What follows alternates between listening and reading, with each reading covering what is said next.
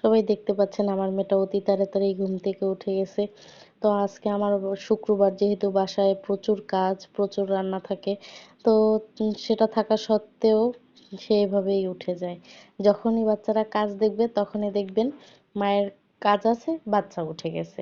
আর যখন মায়ের কাজও থাকে না তখন তারা কি সুন্দরভাবে একদম নীরবভাবে ঘুমায়, যা বলার মতো না।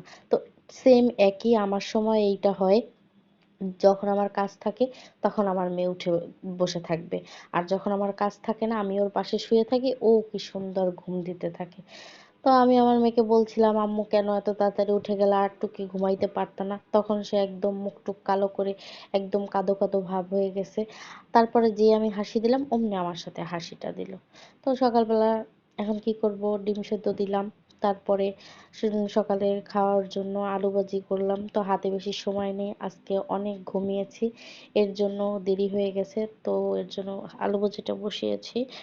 তারপর মুরগি আনা হয়েছে, মুরগিটা প্যাকেট থেকে খুলে রাখছি। মেয়ের জন্য এখন সাবু দিয়ে সুজি রান্না করব, সেটা রেডি করতেছিলাম।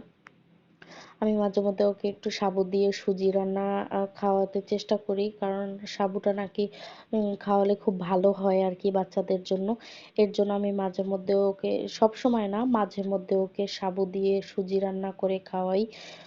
তাহলে নাকি বাচ্চারা মানে অনেক দিক থেকেই সুবিধা। তাই তো এই তো মুরগি কাটাকাটি হয়ে গেল। তারপরে আমি একবার মুরগিটা বসিয়ে দিলাম।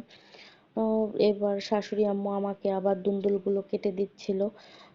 দুন্দুলগুলো কেটে দিচ্ছিল, আমি এদিকে তরকারি রান্না করছিলাম, বাবুকে গোসল করাবো, ছেলে নামাজ পড়তে যাবে, ওকে রেডি করিয়ে দেব। এই ফাঁকে ফাঁকে আবার রান্নাঘরে দেখতে আসতেছিলাম। তো দুন্দুলগুলো কাটা হয়ে গেছে, এগুলো এখন ধুয়ে নেব, তারপর দুন্দুলটাও বসিয়ে দেব। তো এদিকে আমি আবার দুন্দুলের ডিমটা ভেজে রেখেছি। এগুলো দুন্দুল যখন হয়ে হয়ে আসবে তখন এই ডিমগুলো ছেড়ে দিব এর জন্য। তো আমার ছেলে গোসল টোসল করে নামাজের জন্য রেডি। ছোট বোনকে নিয়ে দুষ্টুমি করতেছে, মেয়েকেও গোসল করিয়ে দিয়েছি, তো ভাইয়ের পাশে বসে দুষ্টুমি করতেছে। ওরা দুই ভাই বোন আলহামদুলিল্লাহ অনেক মিল, যে কারণে আমারও এতটা কষ্ট হয় না। কারণ অনেক সময় দেখা যায় নিহালই বেশিরভাগ ওকে রাখে, ওকে দেখে রাখে, আর নিহালের অনেকটা খেয়াল বোনের প্রতি। আমার এর জন্য একটু টেনশনটা কমই হয়। আমি অনেক সুবিধায় রান্না করতে পারি বা অন্যান্য কাজগুলো করতে পারি। মাঝে মধ্যে নিহালও আমার অনেক কাজে সাহায্য করে, সেই গল্পটা অন্য একদিন আপনাদের শেয়ার করব আর দেখাবো। আমার মেয়ে খাট থেকে পড়ে যেতে নিছিল, এর মধ্যে ভাই ধরছে। তো ছেলে নামাজ পড়তে চলে গেল।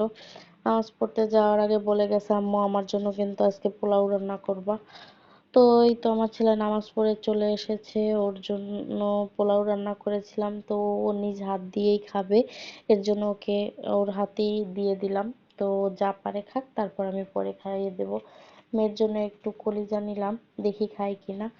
বিকেলবেলা আমরা ঘুরতে বের হলাম, কারণ আপনারা যারা আমাদের আগের ভিডিওগুলো দেখেছেন তারা সবাই জানেন যে শুক্রবার হলেই আমরা ঘুরতে বের হই। কারণ নিহাল সবসময় বাসায় থাকে, বাসায় থাকতে থাকতে একদম বোরিং ফিল হয়, তো ওর ভালো লাগে না, যার কারণে ওকে শুক্রবার শুক্রবার আমরা সময় দিই। সবাই ভালো থাকবেন, সুস্থ থাকবেন। আল্লাহ হাফেজ, আসসালামু আলাইকুম।